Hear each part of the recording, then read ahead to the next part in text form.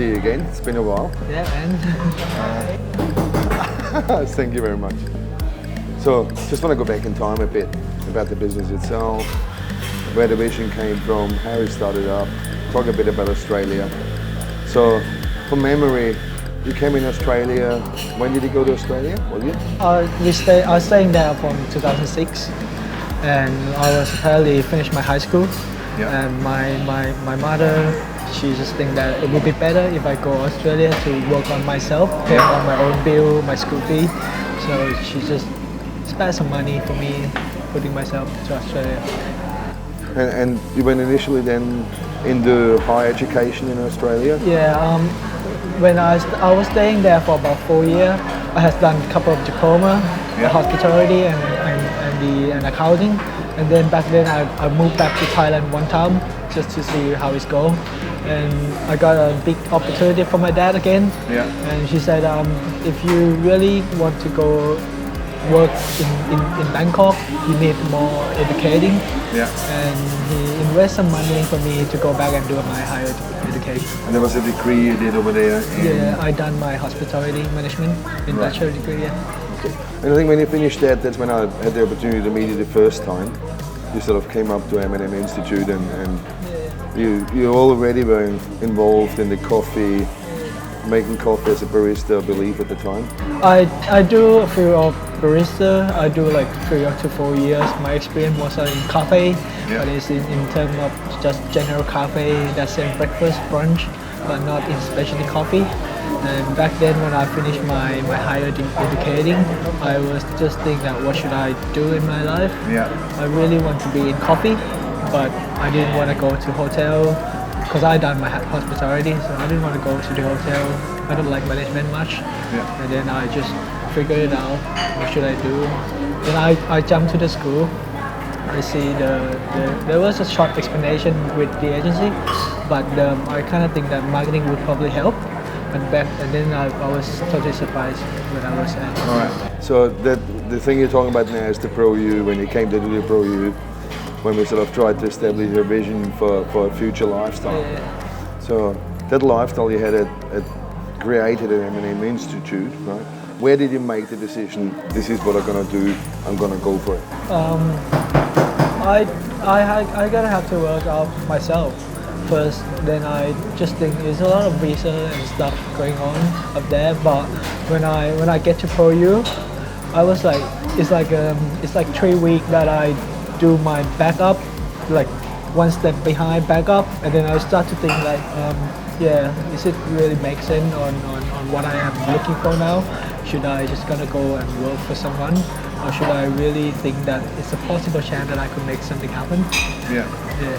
Right. And when you decided then the possibility of making it happen, I know, I mean, you love coffee then as much as you do now, obviously. But how did you end really up in with the vision for a place like this? And what is the place itself? Because it's not just a normal coffee shop. You've got reaching portions. So Pro U helped me in terms of understand more about networking.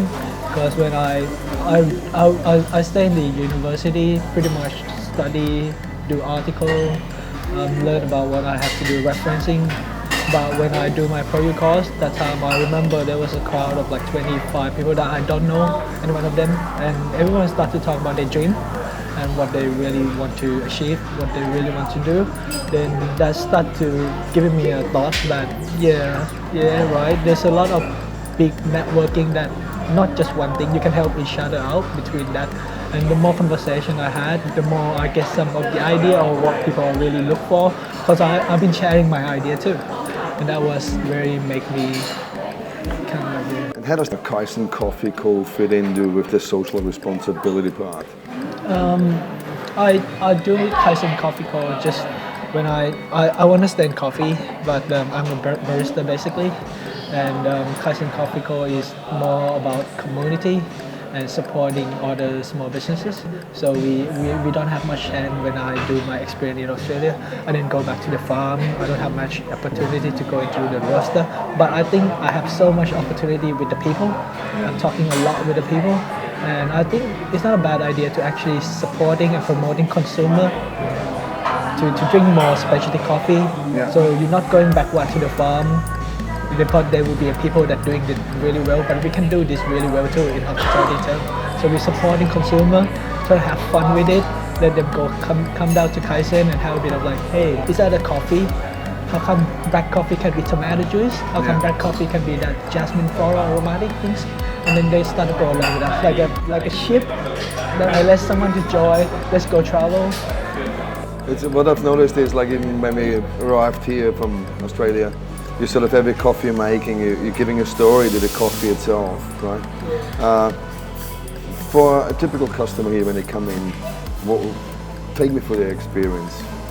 What are you trying to achieve in terms of they're coming in, they're learning about the coffee, but the typical experience for Kaizen Coffee Co. So Kaizen Coffee Co, I name it, this came from total quality.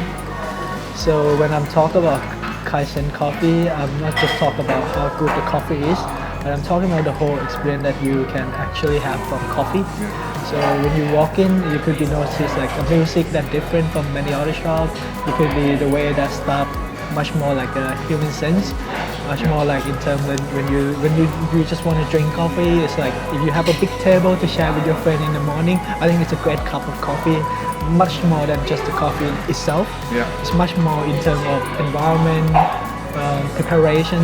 And I think that's the way you set up the shop as well. You told me before you wanted to have the customer face, the coffee, the barista to have a conversation while that is going on. We're working with the freelance in interior design. So like what I say, I want it to be more like community. So I always look for opportunity, and I think it's also great to give someone opportunity. So there was a freelance that want to do their own resume portfolio, and I just telling them that, hey, you should come enjoy this project. I cannot give you much money, but I really can help you with that. I give you this white blank, and you just go whatever you want to do. I have no rule on it. And talking about the bar, we were working on much more how can we move from a services that order coffee, go grab your coffee and just go. We were more like, when it's come to coffee bar, maybe we should need interaction. Maybe we should more like people looking at what we prepare it, how we prepare it. And it's a good example right now, your staff is sort of engaging with the audience out there, talking about the coffee and doing all the things. The other thing, you touched it on there in terms of not having much money starting the business. I mean, that's one thing that we always talked about at M&M as well. Having the first move is putting something there you can show. I still really remember, because this is so funny story, because I remember the door you were talking about at M&M, talking about people can have so different door to open on and go to another level of what they want to achieve. And I was come back, I went to my brother, actually I just studied today, and money is in the door. Yeah. If you can actually help yourself up in ability, presenting what you want to achieve, be ambitious enough to do what you're passionate about, I think we can have figure out about the money, and we stick to that. We teach each other, and we go along with it. So you mind telling us how much money you started the business with? I was talking with my brother yesterday. I start $3,000. $3,000. And my brother having about $2,000. His girlfriend having about $2,000. So that all together, that's So in total $7,000. Yeah, but that include all like total cost of living. You gotta come without anything. You rent the apartment. You go along with how many rooms should we rent? Should we rent a big room or two small rooms? We go like, should we buy the furniture? Should we not buy a kitchen stuff yet? Yeah. And there's a lot going on. So you've been open now for a few weeks, right? What have you learned for the initial few weeks? What worked the way you envisaged it? Like even M&M being a startup, I had something in my mind, and then when it actually happened, it worked out different because the customer always finds new ways to actually use your product or service. But how did it work for you? Comparing the vision with what you actually got now. Well, comparing to vision, I think we still, because the vision is a huge vision, and pretty much there's a flexibility that I can actually learn from marketing mix, learn from all the things that I've been studying. and those things really what really makes sense to me is that the world is changing quick, and the reason why I do my identity as a line, it was about flexibility. Right. So I keep myself flexibility in what people are looking for, rather than putting up something that I'm gonna look for this person. This is my sort of people that. The flexibility comes with a lot of sort of not only creativity but experimental. You try stuff a lot. Exactly. So we try stuff that overseas doing. We keep it exciting, not for ourselves but for our customer. We keep it a bit of a short note that hey, you can have this. Next time you should come and try it because we want to try these things. But if it's not part to my quality control, we wouldn't have to serve it. But it's gonna be like much more like human sense that hey, this guy gonna try something that really cool. Maybe you should go and check out next Saturday. So do your customers also suggest ways for you to make coffee, or is it they're just coming in trusting you enough to give them an experience, or they're making suggestions? They're making a lot of suggestions. We become like a talkative to the town that how we preparing our coffee and how we really taking things serious. Yeah. And the great thing is there's also a customer that really just came here and just said, whatever, just make something for me. I know it. We're gonna make it good anyway. And yeah, so we just make something that what great that day, like single origin coffee that we just got in, or something that what we've been experimenting, or what we've been thinking about this new menu that I'm going to make soon.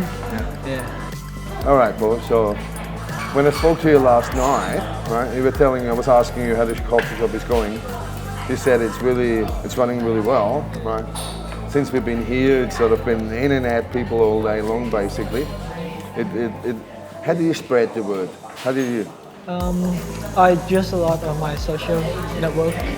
I also use a lot on my networking itself, even though the people that I work with when I build the shop. And also a lot of people came from how I do my branding myself. Yeah. I do a lot of branding myself on my Instagram, Facebook, and people get excited about what I'm building up next, what project I'm jumping on, and that's how it's become like a big line of networking going on. What's the main message? You know, like M&M, for example, it's got the mantra "Make sense." What are you using as your mantra? Like, make it good. make it good. This came from Kaizen. Okay. Yeah. The quality control The you were quality talking about control, before. Right. So, shop is open there, right? You also told me you're gonna close up for a couple of weeks again. What are you trying to do there? I now do soft opening, which is I try to figure out what consumer behavior around here I really look for, and I try to serve them the services that they really enjoy. And I'm gonna course. I got a lot of information that I need. I got a lot of what we have to be fixed and what we can be improved. I'll come back to do the new sign, the grand opening. I will finish up my second floor, put more table for more people that can come in. So that's upstairs here. Yeah, that will be a bit different. Downstairs will be a bit of cafe vibe. Upstairs will be a bit of people that sitting. They can do their computer, they can work, they can just hanging out there, more like a community table. And then I will come back to my staff, how we actually going to know how we talk to the customer. And it's going to be a bit more serious about specialty coffee, because I think we are now ready to input more information to get people excited with us. So what I mean by that is like the story you give when you're making a coffee, you want your staff to be as competent as you're doing it. Yeah, exactly. We're gonna dress up more well. We're gonna dress up more like a modern barista. Yeah. But every first staff, every one of us going to be trained of what we have now and what are we offering. Yeah. For example, the coffee from this farm, from this desert, what the story behind it, and how can people consume it. It would be the best way they should have it. Give a bit of like short interaction between customer and staff.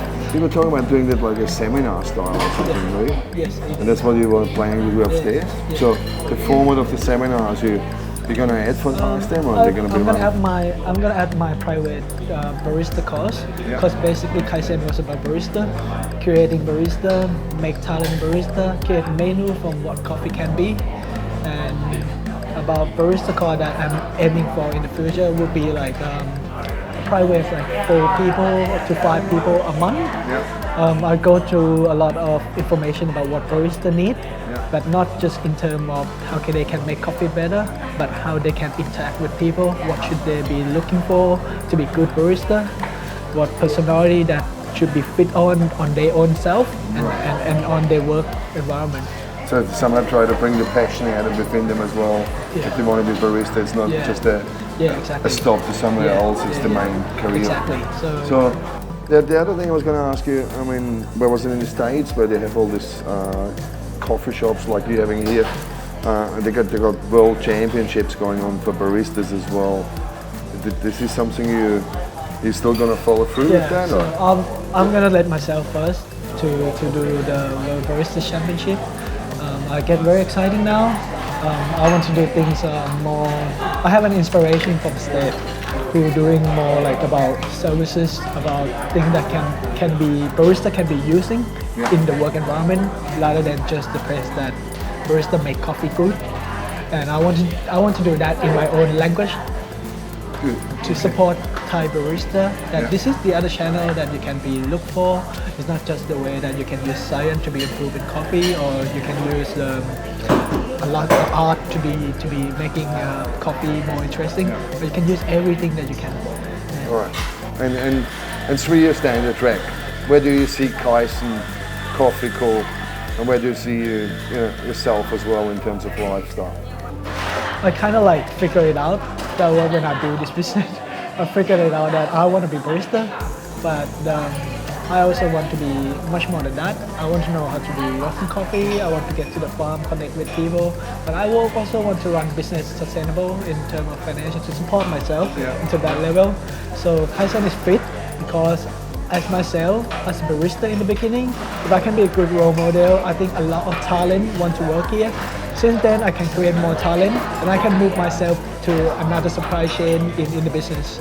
And I can be more enjoy myself to go along something that much more challenge and bring back something good to the customer. All right. So the other thing I was going to ask you in terms of it, you're going to build this up. Obviously, you want to build a brand for yourself as well with the championships, like you spoke about it. So is there an exit strategy you got in mind for Kaizen? I do have my exit strategy for the business itself, but I always keep it for any other of the people that are working with me behind me too, and not just myself passionate about something to go through it. I wasn't just want to build the franchise branding in Kaizen, but in the other way, it's depending on what the world is cycling that way, and I think as long as I am sticking to what I love to do, I would come up with the same different idea. Definitely, Kaizen may stay for something, but I would have something else too. So you mentioned franchise there, right? What's the objective of the franchise business? So I have two aiming between independent coffee, or I could put Kaizen into the term of business, a franchise business. But either way, it's going to make sustainable financial, must to be. And this is my aiming point. If I'm going to put myself into franchise business, I will be more like a fast services, coffee takeaway, having a bit of short menu, but affordable price, good quality, better than any other, and efficiency, consistency. And if I'm going to put myself into independent coffee, I would go along different way, much more concerned about coffee roasting, about supplying wholesale business, and this might be up to the supporting a lot of local community. Okay. All right. So pretty much we covered everything, right? Where you're heading in the future, exit strategy, and all that sort of stuff. I just want to ask you in terms of it. In which sense, this is now from my own feedback from an ex-customer of mine, right? Which part do you reckon M&M helped you the most with? M&M helping me the most is, honestly, it's about doing the thing that makes sense. Obviously, you're doing the right thing, you're doing a good thing that people really enjoy with you, going along with you, and that's something that really makes sense. And keep it real, keep it unappreciable quality, keep it just pushing forward the industry, make it progressive. And I think pretty much that very makes sense you're living in a world of very educated consumer know what they should pay for. Yeah. Then you should not be going backward on the trend that's been going on before now. Awesome. Thank you very much. So I wish you all the success. Every time I've been in Bangkok, I know where to stop. And I'm gonna watch it grow. Thanks very much, bro. All right, nice seeing you.